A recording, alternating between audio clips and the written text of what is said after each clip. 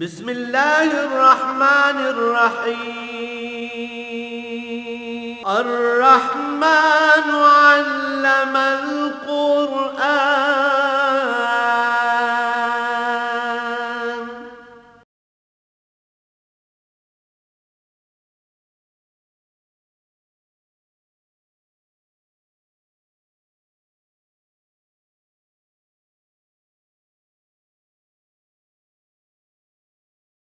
الحمد للہ رب العالمین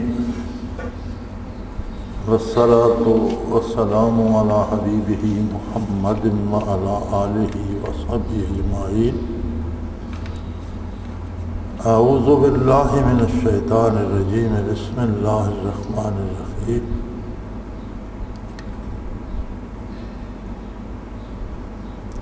ان الذين كفروا لو ان لهم ما في الارض جميعا ومثله معه ليفتدوا به من عذاب يوم القيامة ما تقبل منهم ولهم عذاب أليم. يريدون أن يخرجوا من النار وما هم بخارجين منها ولهم عذاب مقيم. اللهم سبحانك لا علم لنا إلا ما علمتنا إنك أنت العليم الحكيم. مولاي صل وسلم دائما أبدا على حبيبك خير الخلق كلهم. انسان خالق کائنات کا ایک شاہکار ہے. اس کی تخلیق اپنے اندر بڑے عجائبات رکھتی ہے اور اس کے نتائج شاید ہم یہاں سمجھ نہیں سکتے. اس کا وجود خاکی ہے، مادی اجزاء سے مرتب ہے، لیکن اس میں روح عالم امر کی پھونکی گئی اور یہ مخلوق اللہ نے پیدا کی ہے ہمیشہ ہمیشہ رہنے کے لیے. اسے کبھی ختم نہیں ہونا، کبھی معدوم نہیں ہونا، کبھی مٹنا نہیں ہے.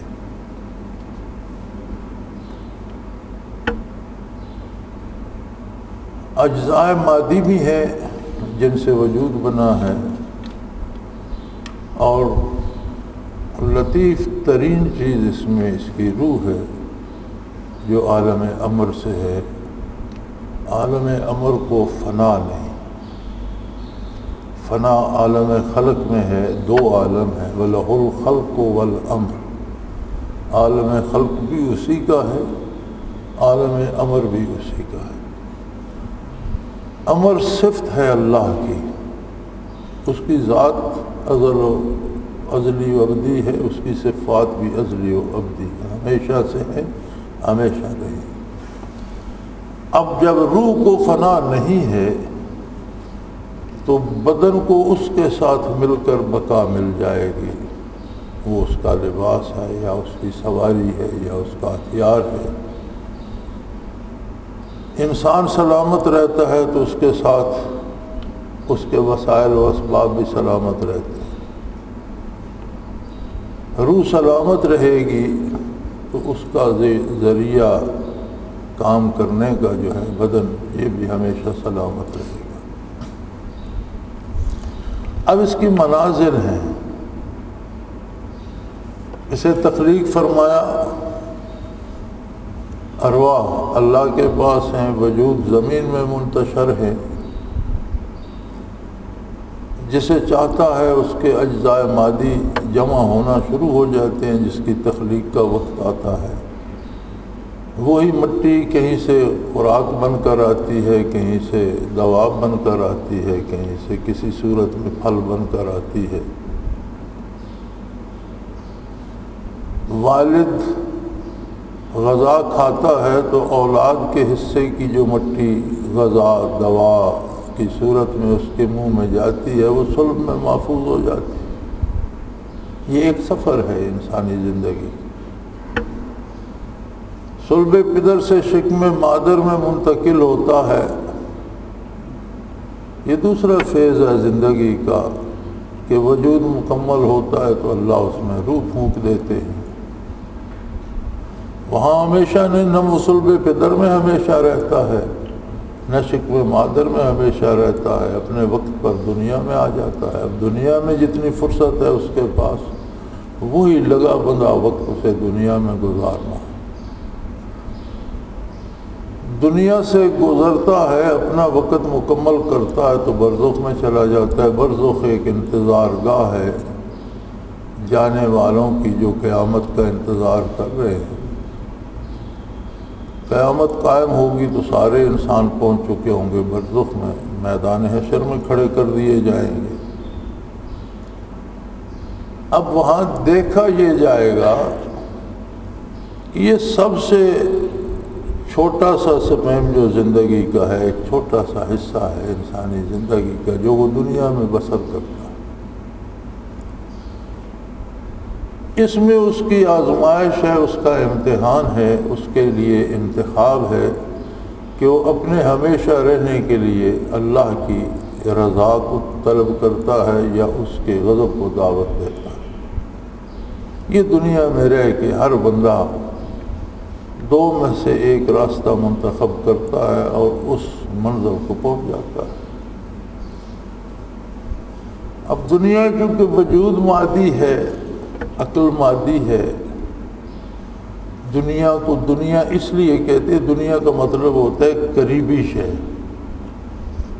دنیا کو دنیا اس لیے کہتے ہیں کہ یہ ہمارے سامنے ہے۔ آخرت ہماری مادی نظروں سے اوجھل ہے، آخرت کو ہم مانیں گے اللہ کے رسول صلی اللہ علیہ وسلم کے ارشاد پر مانتے ہیں۔ ہم نے نہیں دیکھا، ہم سے دور ہے، ہم سے اوجھل ہے۔ دنیا ہمارے سامنے ایسے ہم خود دیکھتے ہیں۔ اخروی لذتیں محسوس ہوں گی حضور صلی اللہ علیہ وسلم کے طفیل، لیکن دنیاوی لذتیں ہم براہ راست چکھتے ہیں۔ تو انسان کوشش یہ کرتا ہے کہ وہ ان دنیاوی لذتوں کو، ان کے اسباب کو، اور بڑا سبب دنیاوی لذات کا مال و دولت ہوتا ہے۔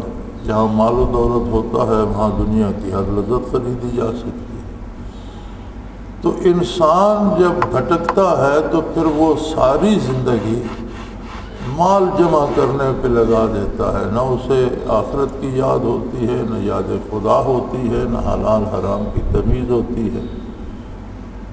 اور یہ ایک انسان کا افسانہ نہیں ہے، یہ ساری انسانی آبادی کا فسانہ ہے کہ ہر بندہ مال و دولت جمع کرنے پہ لگا ہوا ہے، کسی نہ کسی لباس میں، کسی نہ کسی صورت میں، کسی نہ کسی حال میں۔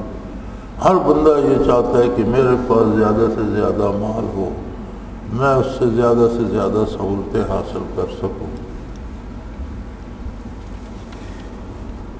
لیکن اگر اس سے ایمان نصیب نہ ہوا، اس نے ایمان کا راستہ نہ چنا،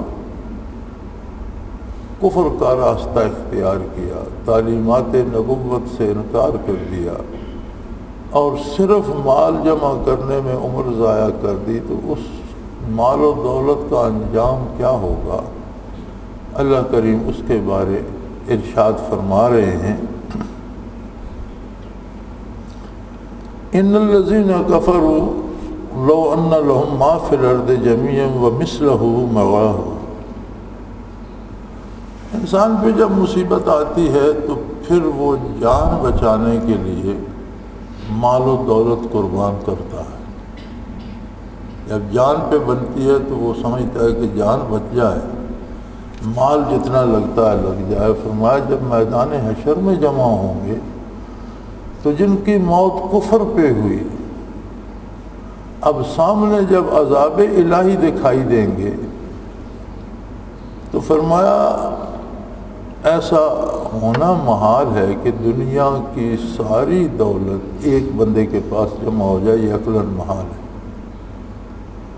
دنیا کا سارا سرمایہ صرف ایک بندے کے پاس جمع ہو جائے۔ فرمایا اگر ایسا بھی ہو جائے، بلکہ اس سے بڑھ کر اسے اور اتنا ہی سرمایہ مل جائے جتنا روئے زمین پہ ہے، وہ بھی اسے ایک بندے کے پاس ہو، اور پھر اسے اتنا ہی اور بھی مل جائے، میدان حشر میں وہ چاہے کہ یہ سارا سرمایہ دے کر اس کفر کی مصیبت سے میں جان چھڑا لوں،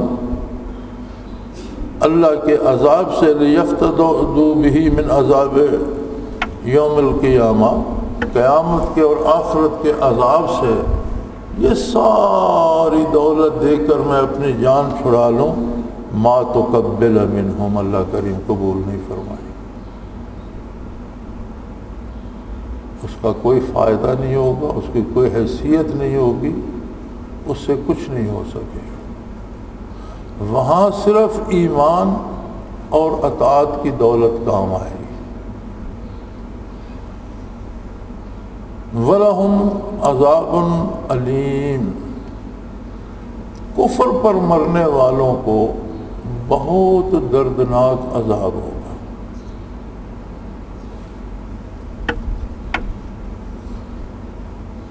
ہم چاہیں بھی تو شاید سمجھ نہ سکیں، ہم پڑھتے تھے لالا موسیٰ میں، ہمارے ایک ہیڈ ماسٹر صاحب ہوتے تھے، وہ تھے تو بظاہر تو وہ پتلون قمیض میں اور سوٹ بوٹ میں صاحب بنے رہتے تھے، آدمی بہت دیندار تھے۔ تو ایک دن صبح کی اسمبلی جب ہوئی تو کبھی کبھی تشریف لاتے تھے، تو مجھے یاد ہے ایک دن صبح کی اسمبلی میں انہوں نے تھوڑا سا بیان کیا، خطاب کیا لڑکوں سے، تو فرمانے لگے کہ اللہ کی نعمتیں جو جنت میں ہیں، آخرت میں ہیں، ان کو ہم دنیا میں سمجھنا چاہیں تو ان کی حقیقت کو ہم نہیں جان سکتے۔ پھر انہوں نے ایک مثال دی کہ ریل گاڑی ایک عام سواری ہے، لیکن کوئی دنیا کا ایسا کونا ہو جسے ابھی سواری اور پہیے کا تصور نہ پہنچا ہو، غاروں میں رہتا ہو، جنگلی لوگ ہوں، آپ انہیں سمجھانا چاہیں ریل گاڑی کے متعلق کہ اس طرح کمرے ہوتے ہیں، گھر ہوتا ہے، اس کے نیچے پہیے ہوتے ہیں، پٹری بچھائی جاتی ہے، اس میں فرسٹ کلاس ہوتی ہے، اس میں ایئر کنڈیشن کمرے ہوتے ہیں، اس میں سیٹوں پہ گدے لگے ہوتے ہیں، یہ ہوتا ہے، آپ جتنا بھی سوچتا رہے وہ ریل گاڑی کو سوچ نہیں سکتا۔ اسی طرح فرمایا ہم آخرت کی نعمتوں کو جتنا بھی سوچتے رہیں ہم سوچ بھی نہیں سکتے، جب بیتے گی تو سمجھ آئے گی۔ اسی طرح آخرت کے عذابوں کو اگر ہم یہاں صرف سوچنا چاہیں تو ہماری سمجھ میں نہیں آتے، اس کا اپنا ایک نظام ہے۔ میں کئی دفعہ عرض کر چکا ہوں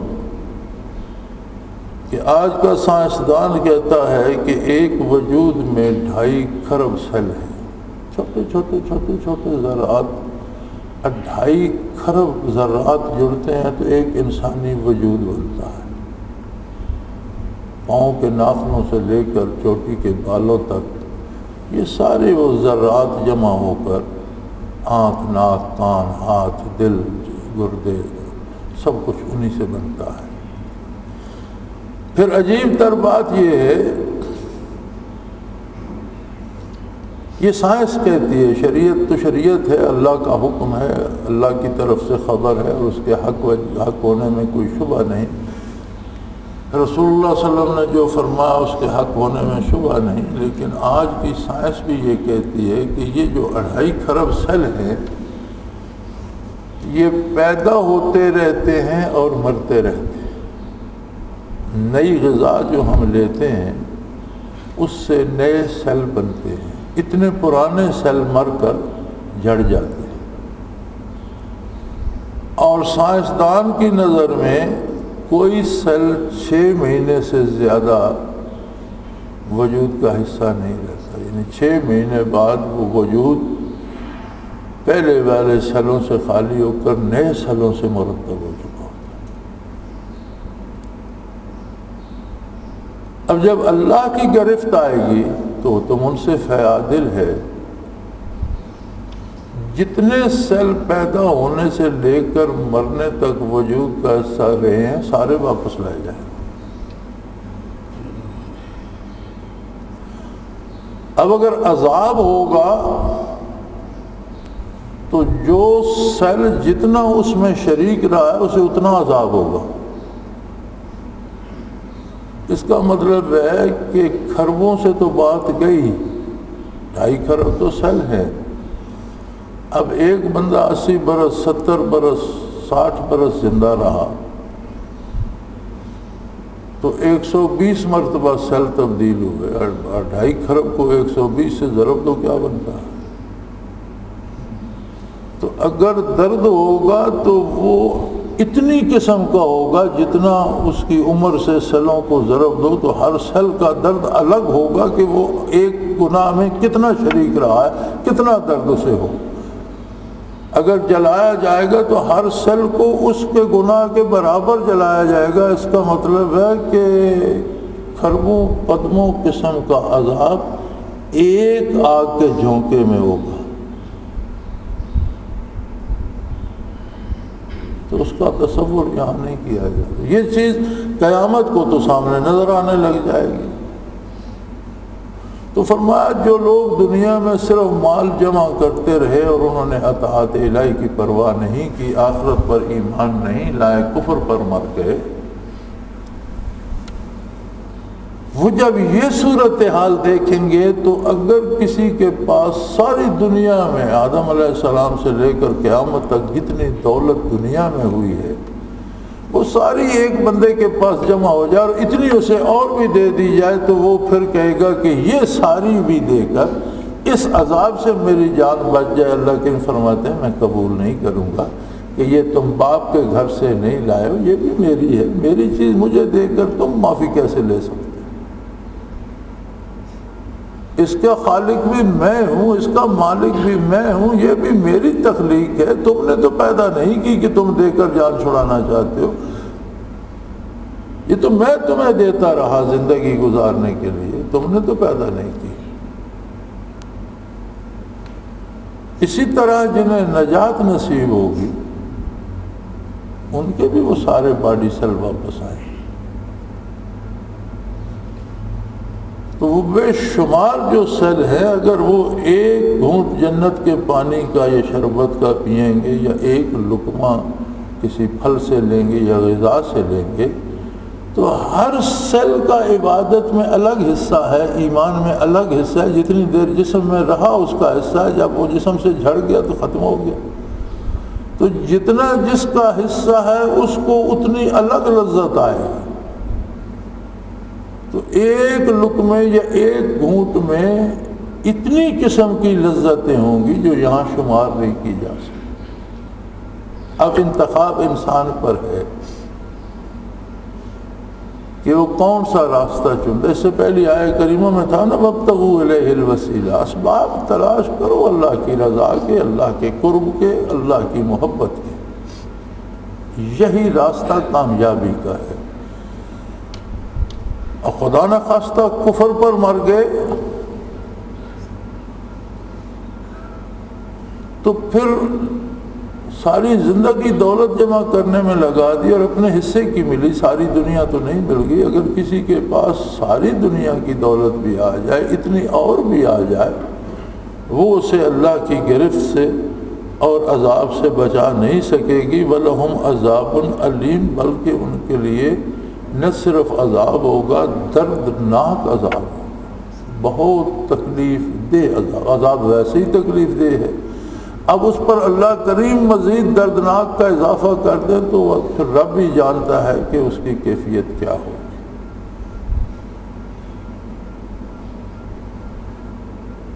یریدون ان یخرجوا من النار، پھر تو چاہیں گے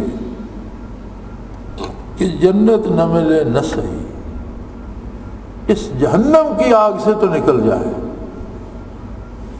یریدون چاہیں گے، آرزو کریں گے، خواہش کریں گے، ان یخرجوا من النار، کہ اس آگ سے تو کسی طرح نکل جائے۔ اب اس سے نکلنے کا راستہ نور ایمان تھا، وہ زندگی میں تم نے قبول نہیں کیا، اب تمہارے پاس کوئی راستے نہیں۔ وما ہم بخارجین منہا، ان کے پاس نکلنے کا کوئی سبب نہیں ہوگا، نکل نہیں سکے۔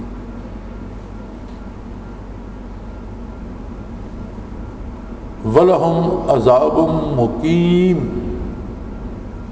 اور یہ عذاب ان پر ہمیشہ ہمیشہ رہے گا، کیونکہ انسان کو مرنا نہیں ہے، ختم نہیں ہونا، نہ موت آئے گی نہ ختم ہوگا، نہ عذاب میں کمی آئے گی، وہ ہمیشہ ہمیشہ اس پر رہے گا۔ دونوں راستے کھلے ہیں، دعوت اللہ مل رہی ہے، نبی کریم صلی اللہ علیہ وسلم کے ارشادات عالیہ موجود ہیں، اللہ کی کتاب موجود ہے۔ آج ہم اپنے سارے اسلامی اور نیکی اور بزرگی اور علم کے دعووں کے باوجود تباہی کا شکار ہیں۔ ایک دوسرے کو قتل کر رہے ہیں۔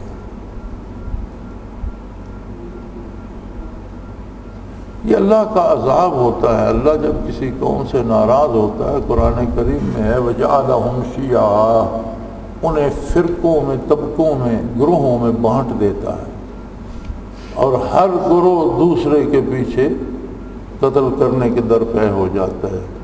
یہ خدائی عذاب ہے۔ کتنی عجیب بات ہے، ہندوستان میں 100 سے زیادہ تحریکیں چل رہی ہیں جن میں تشدد بھی ہو رہا ہے، بندوق بھی استعمال ہو رہی ہے، لیکن وہ ساری تحریکیں علیحدگی پسند ہیں کہ ہمارے لیے الگ ملک بنایا جائے، ہمیں یہ ٹکڑا دے دیا جائے۔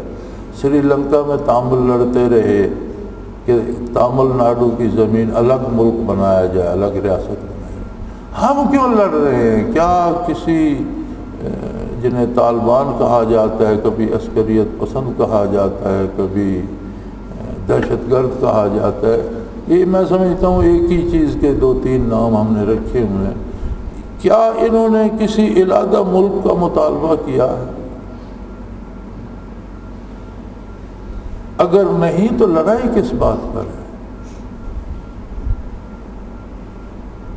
ہمارے سیاستدان یہ فرماتے ہیں کہ جی وہ اپنی قسم کا کوئی انہوں نے اسلام بنایا ہوا ہے، وہ نافذ کرنا چاہتے ہیں، یعنی ان کا مطالبہ یہ ہے کہ نظام ریاست یا نظام سلطنت یا نظام حکومت جو ہے اسے اسلامی کیا جائے۔ چلو مان لیا کہ انہوں نے کوئی اپنا اسلام گھڑ لیا ہے اور وہ غلطی کر رہے ہیں، اور یہ بہت بڑی زیادتی ہے ان کی کہ اگر وہ اسلام بھی چاہتے ہیں تو اس کے لیے بندوق کی ضرورت تو نہیں، کوئی کافر ملک تو نہیں ہے، سامنے بھی مسلمان ہیں، انہیں دلیل سے قائل کریں، گولی چلانے کی یا بم پھینکنے کی یا بندے مارنے کی تو ضرورت نہیں ہے، یہ تو ظلم ہے، زیادتی ہے۔ لیکن ہمارے سیاستدان دینی جماعتوں سمیت کیوں اسلامی نظام نافذ نہیں کر دیتے؟ طالبان کے اسلام کو چھوڑو، وہ خراب ہے، تو جو صحیح ہے آپ وہ نافذ کر دیں۔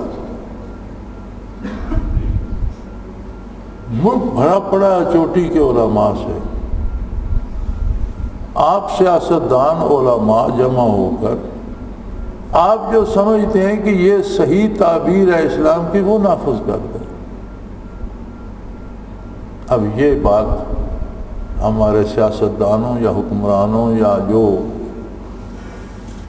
ملک کے مقتدر طبقے ہیں ان کو بھی بارہ نہیں، وہ بھی نہیں چاہتے۔ بڑی عجیب بات ہے کہ یہ پاکستان کیوں بنا، اس کی وجہ کیا تھی؟ جب انگریز جا رہے تھے متحدہ ہندوستان رہتا، ایک نظام انگریز نے دیا تھا، وہ حکمرانوں کو بھی اس کے مطابق چلاتے رہتے۔ پاکستان اس لیے بنایا گیا، اس وقت نعرہ یہ دیا گیا، پاکستان کا مطلب کیا ہے؟ لا الہ الا اللہ۔ غرض یہ تھی کہ ہم اپنے ملک میں یہ انگریز کا جو غلامانہ نظام ہے اس کو ختم کر کے اسلام کے مطابق ایسا نظام بنائیں گے کہ ہر بندے کو اس کے حقوق ملیں، زندہ رہنے کا حق ملے، اس کے بچوں کو تعلیم ملے، اسے علاج معالجے کی سہولتیں ملیں، اسے روزگار کے مواقع ملیں، اسے تعلیم کے مواقع ملیں، اور ساری سہولتیں جو ہیں وہ ہر ایک بندے پر شہری ہونے کے ناطے سے مساوی حقوق میں تقسیم کی جائیں، جسے اسلام کا نظام عدل کہا جاتا ہے، جس پہ آج کل ہم لڑ رہے ہیں۔ 61 برس بیت گئے پاکستان کو بنے، کیا یہ ظلم نہیں ہے کہ وہی انگریزی نظام ہم پر مسلط ہے، وہی غلامانہ نظام ہم پر مسلط ہے؟ اس غلامانہ نظام کی بنیادی خصوصیت یہ ہے، جو قومیں دوسرے ملکوں کو فتح کر کے اہل وطن کو یا اس ملک کے رہنے والوں کو یا ان قوموں کو غلام بنا لیتی تھی، وہ اپنا ایک نظام بناتی تھی جس کا حاصل یہ ہوتا تھا کہ ساری مشقت وہ غلام کرتے تھے، جو آمدن ہوتی تھی وہ حکمران کو ملتی تھی۔ یہاں بھی یہ انگریزی میں اسے کالونیل سسٹم کہتے ہیں اور اردو میں نوآبادیاتی نظام کہتے ہیں۔ یہ نوآبادیاتی نظام غلامانہ نظام ہے۔ محنت ہم کرتے تھے، جو پھل ہوتا تھا وہ ملک انگلستان کو اور تاج انگلستان کو جاتا تھا۔ جب انگریز ملک چھوڑنے لگے تو پاکستان اس لیے بنایا گیا کہ ہندوؤں کا تو کوئی مسلک، کوئی مذہب، کوئی اصول ہے نہیں، وہ تو اسی نظام پہ زندہ رہے، ان کا اپنا تو کوئی نظام، ان کا مذہبی نظام تو کوئی ہے نہیں۔ ہم مسلمان ہیں، امت محمد الرسول اللہ ہے، امت رسول ہاشمی ہے صلی اللہ علیہ وسلم، ہمارے پاس پورا ضابطۂ حیات ہے، ہم اپنا قرآن و سنت کے مطابق نظام بنائیں گے جس میں ہر شہری آزادی سے، آرام سے اور عزت سے زندہ رہ سکے گا، خواہ وہ غیر مسلم بھی ہو تو اس کو بھی اس کے انسانی حقوق ملیں گے۔ لیکن ہوا کیا؟ انگریز کے جانے کے بعد جو طبقہ برسر اقتدار آیا وہ آج تک اقتدار کے مزے لے رہا ہے۔ 40 45 50 خاندان ہوں گے جو ہمیشہ اقتدار میں ہی رہتے ہیں، مرد نہ ہوں تو ان کی عورتیں بھی قابل ہیں، عورتیں نہ ہوں تو ان کے بچے بھی قابل ہیں، وہی خاندان وہی اقتدار میں رہتے ہیں۔ اور یہ ساری سیاسی جماعتوں میں بھی یہی ہے کہ انہی کی نسلیں سربراہ رہتی ہیں، باقی سارے لوگ غلامانہ زندگی بسر کرتے ہیں۔ کیا ہم نے کوئی نظام تبدیل کیا؟ کیا ہم نے نظام تعلیم کی اصلاح کی، عدالتی نظام کی اصلاح کی، معاشی نظام کی اصلاح کی، سیاسی نظام؟ کہیں کوئی خبر ہے؟ بالکل نہیں۔ 73 میں یہ کوشش کی گئی کہ کوئی ایسا نظام بنایا جائے، چنانچہ اس میں علماء بھی جمع ہوئے، سیاستدان بھی جمع ہوئے، اور ایک 73 کے آئین و دستور کی صورت میں ایک دستور پاکستان بنا۔ اس میں جو بنیادی بات تھی، قابل توجہ جو تھی، وہ یہ تھی کہ ایک بات اس میں یہ طے کی گئی کہ یہ جتنا نظام چل رہا ہے اس میں جو جو چیزیں اسلام کے خلاف ہیں وہ ختم کر دی جائیں گی، اور جو قوانین ہیں ان کو اسلام کے مطابق ڈھالا جائے گا۔ آئندہ کوئی اسمبلی اس ملک کی کوئی ایسا قانون نہیں بنائے گی جو شریعت اسلامیہ کے خلاف ہو۔ یہ جملہ اب بھی موجود ہے اس میں دستور۔ لیکن ہوا کیا؟ کیا اس نظام میں تبدیلی کی گئی؟ نہیں، 73 کے دستور میں تبدیلیاں کی گئی۔ یعنی جہاں سے دستور نے کسی کو روکا کہ تم یہ نہیں کر سکتے، وہاں اس میں ترمیم کر دی گئی، اسے بدل دیا گیا۔ دستور کو آج تک بدلتے رہے، اس نظام کو کسی نے نہیں بدلا، اس لیے کہ محنت ہر شہری کرتا ہے، ہر آدمی کرتا ہے، اور مزے حکمران کرتے ہیں، پھل سارا ان کو جاتا ہے۔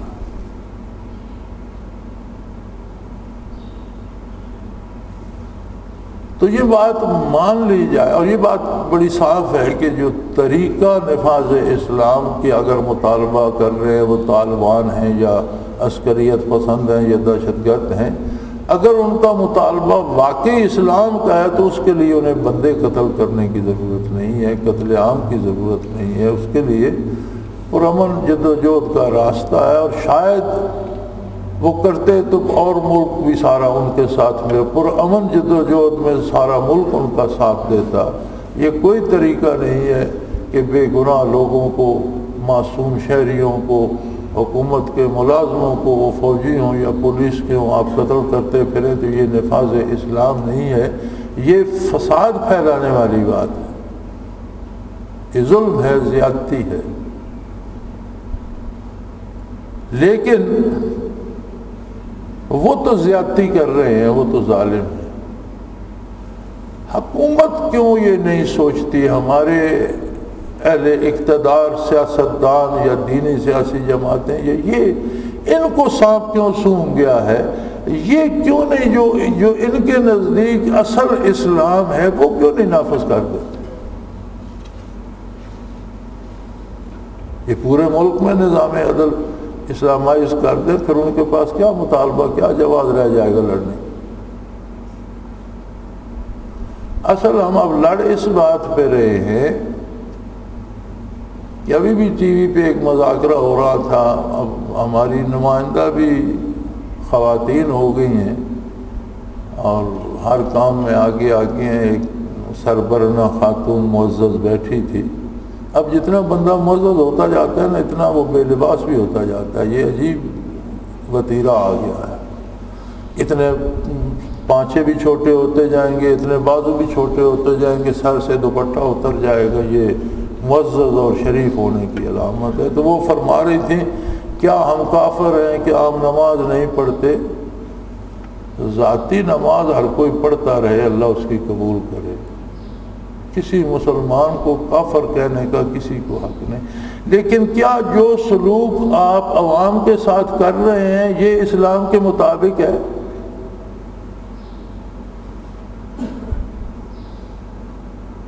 اس کا کوئی شرعی جواز آپ کے پاس، اخلاقی سیاسی جواز بھی ہے کہ اگر یہی نظام رہنا تھا جسے آج ہمارے سیاستدان بھی، علماء بھی سارا دن جمہوریت کا وظیفہ پڑھتے ہیں، جمہوریت، یہ کون سی جمہوریت ہے جس نے پون صدی میں انہی 40 خاندانوں کو اقتدار دیا ہے؟ اسے کیسے آپ جمہوریت کہتے ہیں؟ یہ عجیب جوا ہے کہ جس کا جوئے کا اڈا ہے ہمیشہ وہی جیتتا ہے، جو بھی آتا ہے پیسے ہار کے چلا جاتا ہے، وہ جوا ہے۔ یہ جمہوریت بھی ایسی ہے کہ وہی 40 خاندان ہر سال حکمران بن جاتے ہیں، جنہیں لوگ نعرے لگا کر، جلوس نکال کر اور چور چور کر کے بھگا دیتے ہیں، ملک سے بھاگ جاتے ہیں، پھر آگے حکمران بن جاتے ہیں۔ یہ عجیب جمہوریت ہے۔ اس جمہوریت پہ سب کو اصرار ہے، مولانا صاحب سمیت سب کو اسی پہ اصرار ہے۔ کوئی خدا کا خوف یہ نہیں کرتا کہ لوگوں کو کم از کم زندہ رہنے کا حق دیا جائے، لوگوں کو بھی سہولتیں دی جائیں۔ عوام سرے بازار مر رہے ہیں، کوئی پرسان حال نہیں، ایک ایک وزیر کے ساتھ 10 گاڑیاں حفاظتی لگی ہوئی ہیں۔ تم کون سی قیمتی مخلوق اتر آئے ہو آسمانوں سے؟ تمہارا کام تم عوام کی حفاظت کرنا ہے، تمہیں اپنی حفاظت کی اتنی فکر ہے؟ تو بے شک دہشت گرد یا عسکریت پسند غلطی کر رہے ہیں، ہم ان کی مذمت کرتے ہیں، لیکن جو کچھ ہمارا حکمران طبقہ کر رہا ہے ہم اس کی تائید بھی نہیں کر سکتے۔ کم از کم اب تو انہیں یہ سوچ لینا چاہیے کہ انگریز نے یہ جو ظالمانہ نظام نافذ کیا تھا اس کی ساری قوت کے باوجود 1 صدی سے زیادہ نہیں چل سکا، لوگوں نے بغاوت کر دی، اسے برے صغیر چھوڑنا پڑا۔ اب آپ نے اس کا بنایا ہوا نظام 61 برس تو چلا لیا یار، یہ آپ کی کامیابی ہے، آپ کی 2 نسلیں تو عیش کر کے گزر گئیں، اب بس کر دو۔ جس مقصد کے لیے ملک تقسیم ہوا تھا، بڑے ہمارے دانشور بحثیں کرتے ہیں، بنگلہ دیش اس لیے بن گیا، بنگلہ دیش فلاں نے بنا دیا، بنگلہ دیش، کچھ بھی وجہ نہیں تھی۔ وجہ صرف یہ تھی کہ ہمارے اور ان کے اکٹھا رہنے کی وجہ کیا تھی؟ کیا ان کی ہماری شکلیں ملتی تھیں، رنگ ملتے تھے، قد کاٹ ملتا تھا، زبان ملتی تھی، تہذیب ملتی تھی، لباس ملتا تھا، خوراک ملتی تھی؟ کچھ بھی نہیں۔ تو ہمارے درمیان کس چیز پہ ہم ایک دوسرے پہ جان دیتے تھے؟ وہ تھا اسلام۔ ایک ایسی قوت جس نے ہمیں جمع کر رکھا تھا، وہ تھا اسلام۔ جب آپ نے نظام کو اسلامی نہیں کیا تو انہیں آپ کے ساتھ رہنے کی کیا ضرورت ہے؟ انہیں الگ ہونا تھا، وہ الگ ہو گئے، اچھا کیا۔ کہ اگر یہی کافرانہ نظام رہنا ہے تو پھر 1000 میل کی دوری پر آپ کو حکومت دینے کی کیا ضرورت ہے؟ لیکن میں نہیں سمجھتا کہ آج تک کسی سیاسی جماعت نے، کسی سیاستدان نے، کسی حکمران نے یہ بات کہی ہو۔ نہیں، ایک دوسرے پہ الزام لگا۔ دینی سیاسی جماعتیں بھی اسلام کا نام نہیں لیتی، انہیں بھی بارے میں نہیں ہے۔ دینی مدارس کے سربراہ نام نہیں لیتے، انہیں بھی بارے میں نہیں ہے۔ ہر کوئی عیش کر رہا ہے۔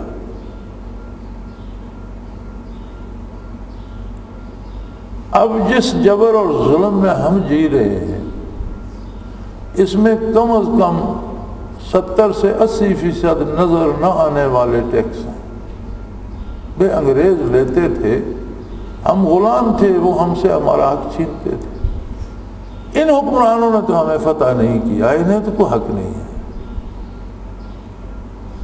ایک بندے کے کفن جس پہ جو کپڑا لگتا ہے اس پہ بھی 70 قسم کے ٹیکس ہیں۔ زمین کا مالیہ، پانی کا بھی آنا، تیل پہ ٹیکس، ٹریکٹر پہ ٹیکس، کھاد پہ ٹیکس، پھر فصل ہو جائے اس پہ ٹیکس، پھر روئی پہ ٹیکس، پھر سود پہ ٹیکس، پھر کپڑے پہ ٹیکس، کپڑا رنگنے پہ ٹیکس، مارکیٹ جانے پہ ٹیکس، حتیٰ کہ پرچون کی دکان تک اس پر ٹیکس لگتے ہیں۔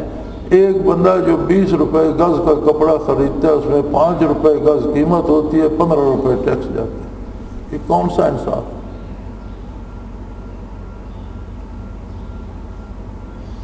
جو محنت کرتا ہے اس کے پلے کیا پڑتا ہے؟ تو میرے بھائی، صرف یہ دنیا نہیں ہے کہ یہاں آپ عیش کر لیں گے اور لوگوں کو غلام بنا کے جی لیں گے۔ اس سے آگے بھی ایک دنیا ہے جو حقیقی ہے، دائمی ہے، جہاں ہمیشہ رہنا ہے۔ ایک عام آدمی کو اپنا حساب دینا پڑے گا، ایک میرے جیسا بندہ ہے، اس کے ساتھ جتنے لوگ وابستہ ہیں ان سب کی طرف سے اسے جواب دینا پڑے گا۔ ایک شخص کے پاس حکومت ہے، اسے ان کروڑوں لوگوں کے حقوق کا جواب دینا پڑے گا۔ تو یہ دہشت گردی میری ذاتی رائے میں عذاب الہی ہے، اور عذاب تدبیروں، توپوں، تلواروں سے نہیں ٹلا کرتا، عذاب توبہ کرنے سے ٹلا کرتا ہے۔ حکمرانوں کو بھی چاہیے، علماء کو بھی چاہیے، مشائخ اور پیروں کو بھی چاہیے، اور ہمیں عام آدمیوں کو بھی چاہیے کہ ہم اللہ کریم سے توبہ کریں، معافی چاہیں، اور جو ہو گیا، جو گزر گیا گزر گیا۔ اب آئندہ کے لیے تو کچھ انسانوں کو، بنی نوع انسان کو اور مسلمانوں کو ان کے انسانی حقوق تو دیں، اپنے آئین و دستور میں، اپنے طریقے حکمرانی میں، اپنے ملکی معاملات میں وہ انصاف لائیں کہ ہر فرد کو اس کا حق ملے، تو اللہ یہ عذاب ہٹا دے گا۔ وہ بڑا کریم ہے، ارادہ کر لیں تو وہ ہٹا دے گا۔ اور اگر ہم اسی کوشش میں لگے رہیں تو اللہ کریم فرماتے ہیں مومن کو تو یہ زیب ہی نہیں دیتی کہ وہ صرف مال جمع کرتا رہے اور اللہ کی اطاعت کا دامن چھوڑ دے۔ یہ تو کافر کا خاصہ ہے کہ اسے آخرت پہ یقین نہیں ہے، اللہ پہ ایمان نہیں ہے، رسول اللہ صلی اللہ علیہ وسلم پہ ایمان نہیں ہے، وہ صرف مال جمع کرنے میں لگا رہتا ہے۔ لیکن مال کا انجام بھی یہ ہوگا کہ جب آخرت کا عذاب سامنے آئے گا تو وہ چاہے گا کہ دنیا بھر کا مال دگنا ہو کر بھی میرے پاس ہو تو میں دے کر جان چھڑا لوں، لیکن اس وقت جان نہیں چھڑائی جا سکتی۔ میرے بھائی، میں تو دعا کر سکتا ہوں اور آپ بھی دعا کریں اللہ ہمیں اس عذاب سے نجات دے، اور اس دعا کا طریقہ یہ ہے کہ ہم توبہ کر کے کم از کم اپنی اصلاح کر لیں، ہم کہتے ہیں دوسرا صحیح کیوں نہیں کیا؟ پہلے خود تو صحیح کریں، کیا پتا کس کی توبہ قبول ہو جائے اور اللہ اس ملک پہ، اس قوم پہ رحم فرما دے، اور اللہ ہمیں اس خانہ جنگی سے پناہ عطا فرمائے۔ وآخر دعوانا الحمدللہ رب العالمین۔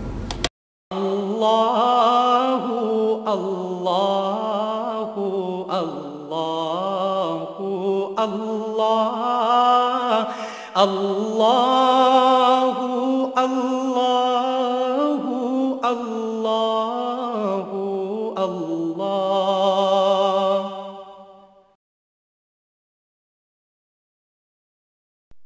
حضرت امیر محمد اکرم آوان مد ظلہ العالی دارالعرفان منارہ ضلع چکوال میں سالہ سال سے قرآن و حدیث کے اوپر خطابات کر رہے ہیں اور سلسلہ نقشبندیہ اویسیہ کے مطابق لوگوں کو ذکر الہی کی تربیت دے رہے ہیں۔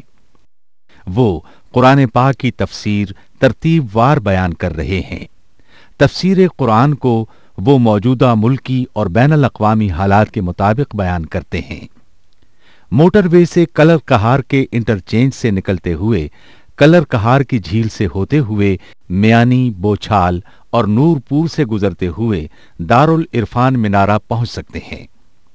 حضرت امیر محمد اکرم آوان نے بچیوں اور بچوں کی دینی اور دنیاوی تعلیم کے لیے سقارہ اکیڈمی کے نام سے ایک درسگاہ بھی قائم کی ہے، جس کا افتتاح ملک پاکستان کے صدر جنرل محمد ضیاء الحق نے اپنے دست مبارک سے کیا تھا۔